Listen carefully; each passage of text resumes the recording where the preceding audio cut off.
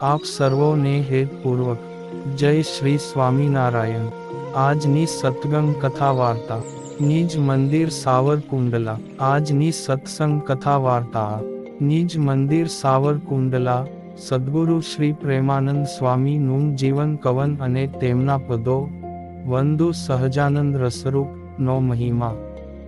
જય શ્રી સ્વામિનારાયણ। આજ રોજ તારીખ 9 માર્ચ 2024 ને શનિવાર મહાવદ ચૌદશ સદ્ગુરુ પ્રેમાનંદ સ્વામી કૃત વંદુ સહજાનંદ રસરૂપ ના પદોનો પ્રાગટ્ય દિવસ છે અને આ પદોનો મહિમા જેટલો કહીએ તેટલો ઓછો પડે, કારણ જ્યારે આ પદો આપના ઈષ્ટદેવ પરમ કૃપાળુ ભગવાન શ્રી હરિએ સાંભળ્યા ત્યારે તેના ખૂબ જ વખાણ કર્યા ને કહ્યું કે આ પદો બનાવનારને તો અમે દંડવત પ્રણામ કરીએ।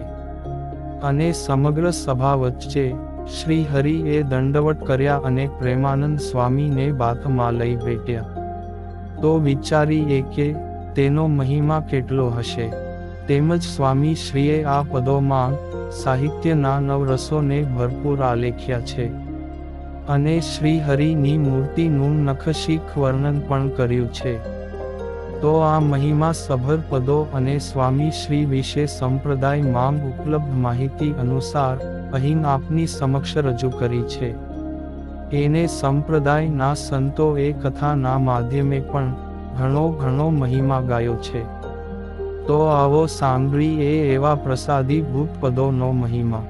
ગુજરાતમાં બે પ્રેમાનંદ થયા, એકના ઈષ્ટદેવ શ્રી કૃષ્ણ ભગવાન અને બીજાના ઈષ્ટદેવ સહજાનંદ સ્વામી ભગવાન સ્વામિનારાયણ। સ્વામિનારાયણ ભગવાનમાં જેને નિર્વિકલ્પ નિષ્ઠા હતી તેવા પ્રેમાનંદ સ્વામીનું જીવન અલૌકિક છે। કાદવ માં જન્મેલું કમલદેવ શિરે ચડી કૃતાર્થ બની જાય છે, તેમ ગાંધર્વ જ્ઞાતિમાં જન્મેલા પ્રેમાનંદ સ્વામી પ્રગટ પ્રભુના મિલનથી ધન્ય બની ગયા છે। સ્વામિનારાયણ ભગવાનના સાનિધ્યમાં સંતોની હરોળમાં રહેનાર પ્રેમાનંદ સ્વામીનું જન્મસ્થળ, માતા પિતાનું નામ શું, બાળપણનું નામ શું, આ અંગે પ્રમાણભૂત માહિતી નથી। તેમાં કેટલીક ગર્ભિત કરુણતા છુપાયેલી છે। કોઈ કહે છે માતા પિતાથી ત્યજાયેલું આ પુષ્પ અમદાવાદના દરિયાખાનના ઘુમ્મટમાંથી મળ્યું, તો કોઈ કહે છે આ પુષ્પ વૈરાગીઓના ઝુંડમાં ઉછળતું રહ્યું, તો કોઈ કહે છે આ પુષ્પ બ્રાહ્મણ માત પિતાના મૃત્યુ થવાથી નિરાધાર બની ગયું। બન્યું ગમે તે હોય, પરંતુ સત્ય હકીકત તો એ હતી એ પુષ્પ ખીલ્યું હતું સહજાનંદ સ્વામીના ચરણોમાં સમર્પિત થવા। સુંદર વાન અને મધુર કંઠને કારણે આ બાળક આકર્ષણનું કેન્દ્ર બની ગયું। પરમ કૃપાળુ પરમાત્માની ઝંખના આ બાળકના મનમાં નાનપણથી એક જ ઝંખના રહ્યા કરતી, સંતનું મિલન। આ રીતે ગંગા જેવા નિર્મળ સંતને મળવા માટે તેમનું હૈયું સદાયને માટે ઝંખતું રહેતું। કહેવાય છે કે જેવી ભાવના એવું ફળ। કાનમ પ્રદેશના દોરા ગામમાં એકવાર વહેલી પરોઢે સ્વામિનારાયણ સ્વામિનારાયણ શબ્દો સાંભળતાં જ હૃદયમાં અનેરી અનુભૂતિ થઈ અને મનમાં થયું કે હું જેની ઝંખના કરી રહ્યો છું એ પરમેશ્વર આ જ છે, આ જ એનો મંત્ર છે। સવારનું થોડું અજવાળું થયું, જોયું તો ભગવાધારી સંતો હતા। આ વૈરાગી યુવાન એ સંતો પાસે ગયો, તમે જેનું ભજન કરી રહ્યા છો એ સ્વામિનારાયણ કોણ છે? મોટા સંત જ્ઞાનજીવન દાસજી સ્વામીએ આ યુવાન સામે મીટ માંડીને કહ્યું, એ તો પ્રગટ પુરુષોત્તમ નારાયણ છે। જો એમ જ હોય તો મને તેના દર્શન કરાવો। સાધુ જ્ઞાનજીવન દાસજી આ માટેની તેની ઝંખના જોઈ ખૂબ જ રાજી થયા। અવારનવાર આ બાળક સાધુ પાસે મળવા આવતો। જેમ જેમ પ્રગટ હરિની વાતો, મહિમા સાંભળતા ગયા, તેમ તેમ આ બાળકના મનમાં શ્રીહરિને મળવાની ઝંખના વધતી ગઈ। શ્રીહરિ દર્શન અને જીવન સમર્પણ, પરમાત્માની પ્રાપ્તિ, આ અતિ ઝંખના યુક્ત યુવાનની ઉંમર પરિપક્વ થતાં સાધુ જ્ઞાનજીવન દાસજી સ્વામીએ વિચાર્યું, ચાલો દ્વારકા દર્શન કરવા માટે જઈએ। સંત મંડળ સાથે આ યુવાન પણ હતા, પરંતુ આ યુવાનને એક મિનિટ એક કલાક જેવી લાગતી હતી. પાણી વિના જેમ કંઠમાં શોષ પડે તેવું હરિદર્શન વિના તેનું હૈયું બેચેન બની ઝૂરતું હતું. આ ભાવનાને જોઈ સ્વામીએ મહારાજની એક છબી આપી અને ચિંતવન કરવા કહ્યું. આ યુવાન છબીને ઘડીક આંખે અડાડે તથા ઘડીક હૃદય ઉપર દબાવી રાખે. દ્વારકાની યાત્રા પૂર્ણ કરી આ સંત મંડળી ભાવનગર જિલ્લાના ગઢડા ગામે આવી પહોંચી.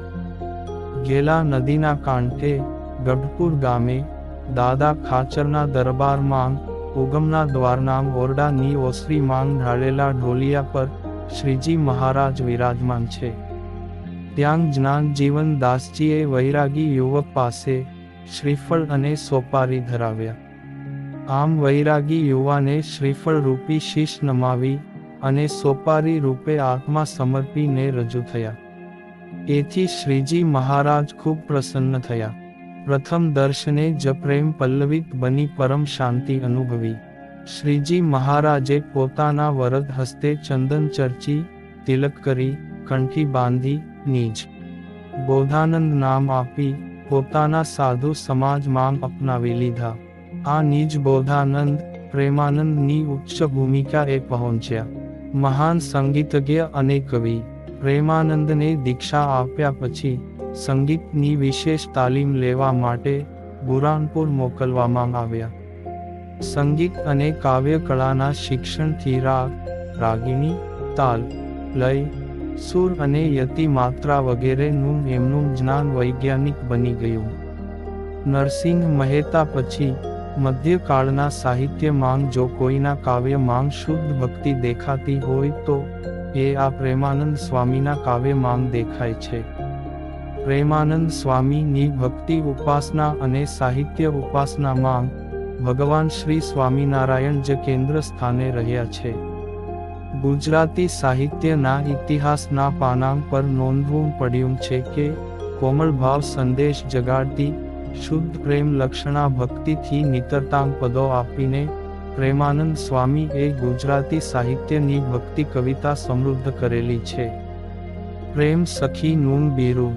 સામાન્ય રીતે બધા કવિ ભક્ત હોતા નથી અને બધા ભક્ત કવિ હોતા નથી, પરંતુ પ્રેમાનંદ સ્વામી ઉત્તમ કવિ હતા અને ભક્ત પણ હતા. અર્થાત તેઓ ઉત્તમ ભક્ત કવિ હતા. પ્રેમરસથી ઉભરતા તેમના કીર્તનો સાંભળી મહારાજ ગદ ગદ બની જતા અને પ્રેમ સખી નામે સંબોધતા. એટલું જ નહીં, મહારાજ કહેતા કે એમનો પ્રેમ તો વ્રજની ગોપીઓને પણ ભૂલાવે એવો છે. અદ્ભુત વ્યક્તિત્વ પ્રેમાનંદ હરિરસની હેલીથી હરિભક્તોને ભીંજવતા રહ્યા હતા. એમનો કંઠ મધુર અને ભાવથી ભરપૂર હતો, તેથી સૌ શ્રોતા તરબોળ થઈ જતા હતા. વળી સાજ વિદ્યા પણ તેમને સહેલાઈથી વરી હતી. પ્રેમ અને ભક્તિ એમના હૈયામાં ભરપૂર હતા, તેથી સૌ શ્રોતા તરબોળ થઈ જતા હતા. જૂનાગઢના નવાબ પણ એમના રૂહાની સંગીતથી એવા પ્રભાવિત થયા હતા કે ગ્વાલિયરના ધ્રુપદ ગાયકીના ઉસ્તાદ ગવૈયાઓ એમના દરબારમાં ગયા. તેમને સ્પષ્ટ સુનાવી દીધું કે તમે પ્રેમાનંદ સ્વામીના ભજન કીર્તનો સાંભળી આવો, પછી તમારા ગાયનો સંભળાવજો. નવાબની આજ્ઞાથી આ ગવૈયા મંડળ પ્રેમાનંદ સ્વામીના કીર્તન સાંભળવા ગયા. મહારાજે પ્રેમાનંદ સ્વામીને આજ્ઞા કરી. પ્રેમાનંદ સ્વામી એ કીર્તન ઉપાડ્યું, આજ બંગલે મેં ઘૂંઘરૂં બાજે. આ કીર્તન પૂરું થતાં બધા જ ગાયકોએ પોતાનું અભિમાન ઉતારીને વિદાય લીધી. સ્વરૂપ નિષ્ઠા. પ્રેમાનંદ સ્વામીને એક નિયમ હતો કે પ્રથમ શ્રી હરિને રે તેના 10 પદ ગાઈને સૂવું. આ મહારાજને ખબર પડી એટલે મહારાજે પણ સર્વે સત્સંગીઓને આ પદ દરરોજ બોલવાની આજ્ઞા કરી, જે આજે પણ સંપ્રદાયમાં ગવાય છે. આ ઉપરાંત પ્રેમાનંદ સ્વામીએ વંદુ સહજાનંદ ના 8 પદ રચ્યા છે. જ્યારે પ્રેમાનંદ સ્વામી હાથમાં સારંગી લઈને આ પદ ગાતા હતા ત્યારે એકવાર શ્રીજી મહારાજ ઊભા થઈ ગયા અને કહ્યું કે આવી રીતે જેને ભગવાનની મૂર્તિનું ચિંતવન થાય છે તેવા સાધુને તો ઉઠીને સાષ્ટાંગ દંડવત પ્રણામ કરવાનું મન થાય છે. વિરહની વેદના.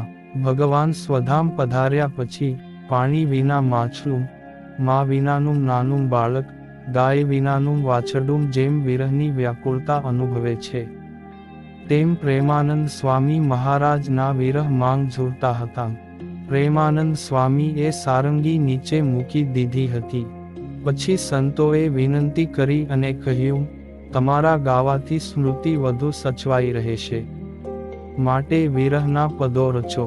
આથી વિરહના પદો રચ્યા. સજની શ્રીજી મુજને સાંભળ્યા. મહારાજ ધામ માંગ સીધાવ્યા પછી વડતાલ માંગ પ્રેમાનંદ સ્વામીનું આગમન થયું. શ્રી રઘુવીરજી મહારાજના સાનિધ્ય માંગ એક પ્રસંગ ગોઠવ્યો હતો.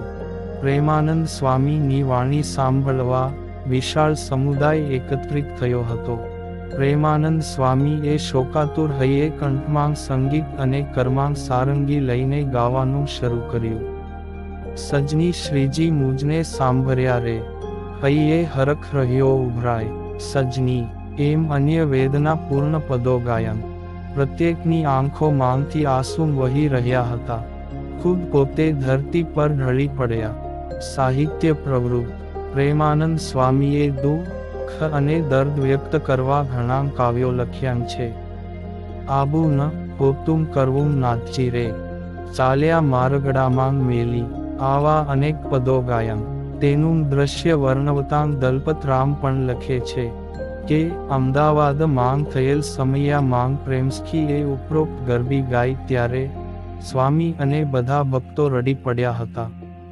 સ્વામીએ આ ઉપરાંત અનેક પદો અને 7 વારના અને 12 માસના પદો પણ રચ્યા છે. તેના દ્વારા મહારાજની ઉપાસના અને ધ્યાનનો અલૌકિક અક્ષરદેહ સ્વામિનારાયણ સંપ્રદાયને ભેટ ધરી આપણને ધન્ય બનાવ્યા છે.